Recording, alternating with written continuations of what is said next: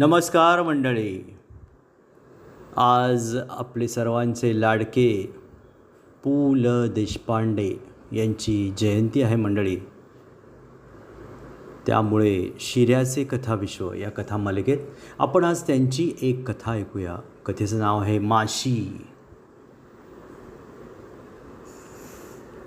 नुकतीच एका औषधाच्या बाटलीत माशी मरून पडलेली आढळली आणि त्या माशीनं देशभर मोठी खळबळ उडवून दिली.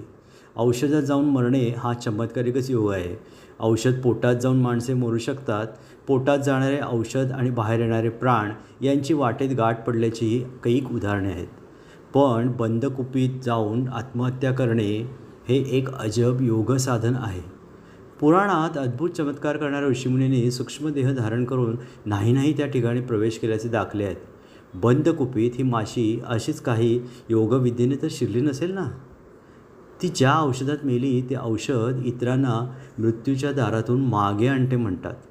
स्ट्रेप्टोमायसिन किंवा असेच कुठले तरी सीन करणाऱ्या सरकारी औषधात तिने आत्मार्पण केले. वास्तविक आजच्या जगात माणसांनाही नाना प्रकारचे सीन्सच तारतात. अशावेळी असले हे तारक सीन माशीला मात्र मारक ठरावेत हे एक दैव दुर्विलसत आहे. वास्तविक तसे होऊ नये. इतरांना संजीवनी ठरणाऱ्या औषधाने माशीला का जगू नये? तिला जगवण्याच्या वाटेवर कुठे माशी शिंकली? का ती स्वतः शिंकली? माशी शिंकण्यावरून आठवले, मी काही स्वतः माशी शिंकताना ऐकली नाही. किंबहुना मी अनेकांना हा प्रश्न विचारला, पण भूताप्रमाणे हा प्रत्यक्ष अनुभव असलेली माणसे मला आढळली नाहीत. तरी ती शिंकत असावी. त्याखेरीज लोक उगीच बोलणार नाहीत. नेहमी उघड्यावर वावरणाऱ्या माशीला सर्दी होणे अगदी साहजिकच आहे. प्रस्तुत दिवंगत माशीला देखील सर्दी झाली असेल. औषधाच्या कारखान्यात अन्यत्र वावरणाऱ्या एखाद्या प्रौढ माशीने तिला सांगितलेही असेल की स्ट्रेप्टोमायसिनमध्ये एक बुचकळी घे आणि 2 दिवस मिठाईवर जरा बेतानं बस. एवढी साखर का पलीकडल्या वाण्याकडली? चांगली उघड्यावर असते. शाळेपुढं गुडदाणीवाला बसतो, त्याच्या गुडदाणीवर बसत जा 5 मिनटं, फारच भूक लागली तर. एरवी थोडा खाण्यावर कंट्रोल हवा. सरकारी कारखान्यात वावरणारी माशी असल्यामुळे कंट्रोल वगैरे शब्द त्या प्रौढ माशीला येत असावेत. ह्या प्रौढ माशीचे त्या तरुण माशीने ऐकले असावे आणि सर्दीवर उपाय म्हणून ती बाटलीत शिरली. शिरता स्वतः शिंकली आणि तिनं हा अनर्थ ओढवून घेतला. तेवढ्यात वरचं झाकण बसले. हा हंत. सर्दी बरी झाल्यावर हलवायाच्या दुकानी जाईन. हॉटेलात इतर मैत्रिणींना भेटायलाही जायचं आहे. तेवढ्यात रस्त्याच्या कडेला बसणाऱ्या पोरांचंही होईल. दुपारी 2 झटका कोणाच्या तरी तोंडावर बसून येईन. मग जत्रेला जायचं आहे. काल म्युन्सिपाल्टीच्या हापिसातली माशी म्हणाली होती. बाकी त्या हलवायाच्या दुकानातल्या निळ्या माशा स्वतःला फार शहाण्या समजतात. अप्पल पोट्या. आम्हाला जरा बसू देत नाहीत पेड्यावर. साखर पोठाणे म्हणून तरी किती खायचे. तरी हल्ली पावसानं मेहरबानी केली आहे. उद्या उहाडी आली की मात्र पंचायत. अशी नाना तऱ्हेची स्वप्ने रंगवीत सर्दी बरी करायला म्हणून बिचारी बाटलीत शिरली आणि गेली ती गेलीच. पण तिचे बलिदान वाया गेले नाही. जगात अनेक माशा आल्या आणि गेल्या, पण ही माशी अमर झाली. आज ती अमृताच्या पेल्यावर जाऊन बसली असेल. इंद्रचंद्रादी देवांच्या तोंडावर विसावली असेल. कारण मृत्यूलोकात देखील तिच्या मृत्यूबद्दल केवढी प्रचंड खळबळ उडाली. आजवर औषध पिऊन माणसे काही कमी मेली, पण त्यांचे वर्तमानपत्रातून फोटो नाही झळकले. पण ह्या माशीला अग्रपृष्ठाचा आणि अग्रलेखाचा मान मिळाला. माशी मेल्याचे दुःख एवढ्या मोठ्या प्रमाणावर क्वचितच व्यक्त झाले असेल. त्या बाटलीत आपले अतिरम्य पंख पसरून ती दुर्दैवी माशी तरंगत पडली होती. आजवर ती तिथल्या अनेक अधिकाऱ्यांच्या आणि ही सरकारी करामत पाहायला येणाऱ्या मंत्री, मानकरी, पुढारी, पाहुणे यांच्या मुखमंडळाची शोभा वाढवणाऱ्या धन्यता मानीत बसली असेल. सरकारी कचेरीत तिच्या सख्या सहेल्यांची शिकार करीत बसलेल्या अनेक वरिष्ठ कनिष्ठ अधिकाऱ्यांना हुलकावण्या देत तिने त्यांचा वेळ घालवला असेल. पण शेवटी औषधाची धार हेच तिचे धारातीर्थ ठरले. माशी मेल्याचे दुःख नाही, पण आशाने सरकार सुखावते. सकाळच्या चहाबरोबर वर्तमानपत्र वाचताना त्या मृत माशीचे ते अंत्यदर्शन पाहून भडभडून आले. समोरच्या कषाय पेय पात्रावर वर्तमानपत्र टाकीत नवीन मक्षिकांची आत्महत्या टाळायची खबरदारी घेत मी त्या कुपीतल्या मृत मक्षिकेला उद्देशून ती प्रसिद्ध विलापिका गाऊ लागलो. आम्रफल मोसम येईल, आम्ही असो परी तू नसशील, फेकू सालटी चोखुनी चोखुनी, तुझ विना परी जातील वाळुनी. एक माशी गेली म्हणून जग काही ओस पडत नाही, पण हळहळ वाटल्याखेरीज कशी राहील. विशेषतः माझ्या कणवाळू भारतीय अंतःकरणाला तर फार दुःख झाले. साखरेचे खाणार त्याला देव देणार म्हणतात. माशी तर सदैव साखरेचेच खाणार. तिच्या इतकी गुळाची चव असलेले प्राणी क्वचित आढळतील. क्वचित ती आपल्या आहारात बदल करते. माणसासारखी माणसे नाही स्वापदांचा आहार करीत. तिथे माशीनेच काय घोडे मारले आहे. माणसाला जरी ही निष्कारण दुसऱ्याचे घोडे मारायची सवय असली तरी माशीचे मात्र घोड्यावर फार प्रेम असते. बाकी माशीचे हे सगळे घोड्याचे, गोडाधोडाचे आणि क्वचित प्रसंगी उकिरडा फुंकण्याचे किंवा घाणीत तोंड घालण्याचे प्रेम पाहिले की गतजन्मीची राजकारणातली मंडळी पुढला जन्म माशीचा घेऊन येतात की काय असं वाटतं. पाश्चात्य देशातले लोक मात्र माशीला उगीचच भितात. घरात एक माशी दिसली की वाघ शिरल्यासारखा हल्लकल्लोळ होतो. फवारे काय मारतील, माशा मारायचे जाळीदार थापटणे घेऊन जिथे तिथे बसली असेल ती जागा बदलून काय काढतील. त्या भिण्याला काही सुमार नाही, काळवेळ नाही. एका इंग्रज मित्राच्या घरी मी एकदा जेवायला गेलो होतो. पहिले सूप आले. भारतीय संस्कृतीतला आणि पाश्चात्य संस्कृतीतला हा भेद चिंत्य आहे. ते सूप आलं की जेवण सुरू करतात. आपण हातात सूप घेऊन आलो की मांडवातले पाहुणे पांगतात.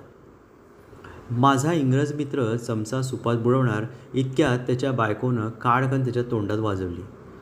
ती बराच वेळ आपल्या नवऱ्याच्या चेहऱ्याकडे निरखून पाहत होती. पण मी तो पाश्चात्य प्रेमाचा भाग समजत होतो. आपल्याकडे चार चौघातच नवरा बायको तोंडाला तोंड देत नाहीत. त्यांच्याकडे चार चौघात अधिक देतात. त्यांच्या सरकारी अधिकाऱ्यांचे तिथे मुळीच लक्ष नाही. तोंडात फाडकन बसल्यावर माझा इंग्रज मित्र एकदम कावरावावरा झाला. दुसऱ्या क्षणी सापडली म्हणून मड्डम ओरडली. त्यानेही सुपात नजर टाकून डार्लिंग म्हणून तिचं प्रेमभराने चुंबन घेतलं. चौकशी अंती उघडकीला आली ती गोष्ट अशी. गेला तासभर साहेबाच्या चेहऱ्यावर माशी बसली होती, उडत नव्हती. ती माझ्याही लक्षात आली होती. किंबहुना साहेबाच्या गालावरच्या दोन गोष्टी माझ्या लक्षात आल्या होत्या. एक म्हणजे त्याच्या उजव्या गालावर लिपस्टिकचा ठसा उमटला होता आणि त्या लाल धनुष्यावरच माशी बसली होती. बंदुकीवर माशी असते पण धनुष्यावर असते ह्याचे मात्र मला नवल वाटले. मी साहेबाला सावध करणार होतो, कारण साहेब झाला तरी तो एक हाडामासाचा नवरा होता. त्याची दुःखे एक समदुःखी नवरा म्हणून मला कळत होती.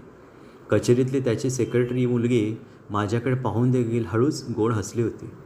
तिथे साहेब तर गोरापान, त्याच्यावरती निश्चित खुश असणार. त्यामुळे ते लाल इंद्रधनुष्य पाहून माझे अंतःकरण वर्ड्सवर्थसारखे नसले तरी निराळ्या अर्थाने उडाले होते. त्यामुळे त्या मुखभंगाचा मी निराळा अर्थ लावला. पण माझा रहस्यकथांचा व्यासंग मोठा, त्यामुळे कार्यकारणभाव चुकीचे लावण्याकडे माझा ओढा अधिक.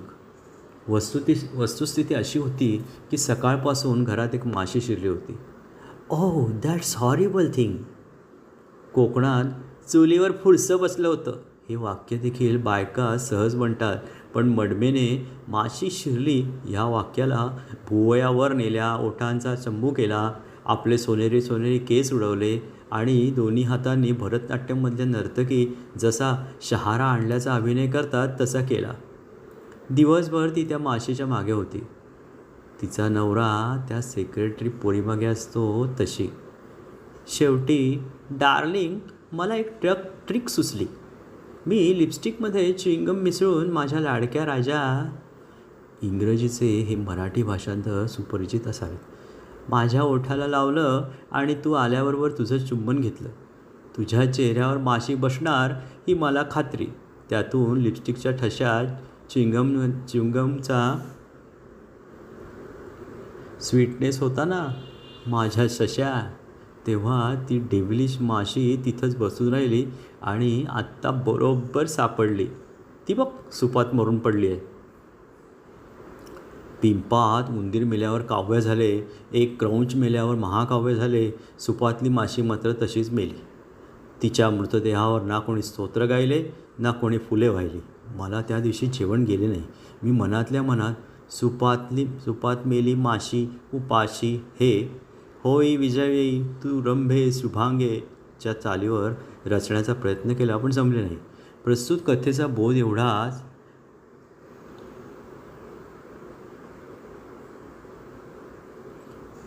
साहेब आणि मड्डम माशीला भितात. ह्याचे कारण काय? त्यांनी माशीला फक्त एकाच दृष्टिकोनातून पाहिले. ते माशीला फ्लाय म्हणतात, उडते ती माशी. पहिली गोष्ट म्हणजे हा शब्द अतिव्याप्तीचा दोष घेऊन आला आहे. उडणाऱ्या सर्व वस्तू माशी कशा? अत्तर उडून जाते, कावळे उडतात. हा सर्व उड्डगण असताना माशीच तेवढी उडते म्हणून हिणवणे अयोग्य आहे. ह्या विधानाने साहेबाचा राग होईल. क्वचित भारत इंग्लंड आंतरराष्ट्रीय संबंधही बिघडतील, पण माशी हा आम्हा भारतीयांचाही मानबिंदू आहे. किंबहुना भारतात माणसाहून माशा अधिक आहेत. वंदे मातरम हा वंदे मच्छरमचा अपभ्रंश आहे हे पटवणे अवघड नाही. एवढेच काय, पण माती असशी मातीत मिळशी हे मुळात माशी असशी माशीत मिळशी होते हेच खरे. माशी आपल्या पायाने रोग नेते असा एक सार्वत्रिक गैरसमज आहे. भारतात तरी रोग आपल्या पायाने चालत येतात, त्यांना माशीचा आधार लागत नाही. शतकानुशतके आम्ही आणि माशा गोण्यागोविंदाने नांदलो आहोत. कम्युनिस्ट चीनमध्ये चीन्यांनी किती अब्ज, किती लाख आणि किती हजार माशा मारल्या याचा हिशेबही म्हणे एकम दहम म्हणत एकेका माशीला मारीत केला होता. माणसे मारण्याचे सोडून कम्युनिस्ट देश माशा केव्हापासून मारत बसले? भारत सध्या उत्पादनवाढीच्या मार्गावर आहे. आम्हाला आमच्या भारतीय माशीचा अभिमान आहे. किंबहुना मध्यंतरी आमचा राष्ट्रीय पक्षी कोणता असा वाद चालला होता. मी माशीच्या बाजूचा आहे, कारण माशी माझ्या बाजूला असते. माशी हा पक्षी नाही असे काही लोक म्हणतील. 2 पंखांचा हा उडता प्राणी जर पक्षी नसेल तर कारभारच आटोपला. मला पुष्कळदा शंका येते, माशीचे पुल्लिंग काय आणि सशाचे स्त्रीलिंग काय? मासा हे माशीचे पुल्लिंग नव्हे आणि माशी हे माशाचं स्त्रीलिंग नव्हे. माशाचे स्त्रीलिंग मासळी, मासोळी असे होते. मग माशीचे काय फक्त स्त्रीराज्यच आहे की काय? कारवारी भाषेत माशीला मूस म्हणतात. तिथे मात्र मूस पुल्लिंगी. माझी आजी मला सांगत असे की मूस बाहेर पडताना आपल्या बायकोला सांगतो की रात्री माझ्या जेवणाला वाट पाहू नको, आलो तर येईन, कारण बाहेर पडलेला मूस जिवंत परतेलच याची खात्री नाही. हर हर. मला माशा मारणाऱ्याचा राग येतो. हातात ते जाळीदार उलटणे घेऊन फटाक फटाक करीत माणसे माशा कशा मारतात मला कळत नाही. मी एकदा तो प्रयत्न केला. माझी पत्नी मात्र सफाईने माशा मारते. जातीला जात वैरी म्हणतात ते खोटे नाही. काही हॉटेलातून कागदांच्या पट्ट्यांवर डिंक लावून त्या माशा पकडतात. हा दुष्टपणा आहे. जीवदया मंडळ इथे लक्ष का देत नाही? का त्याचेही सदस्य माशा मारीत बसले आहेत?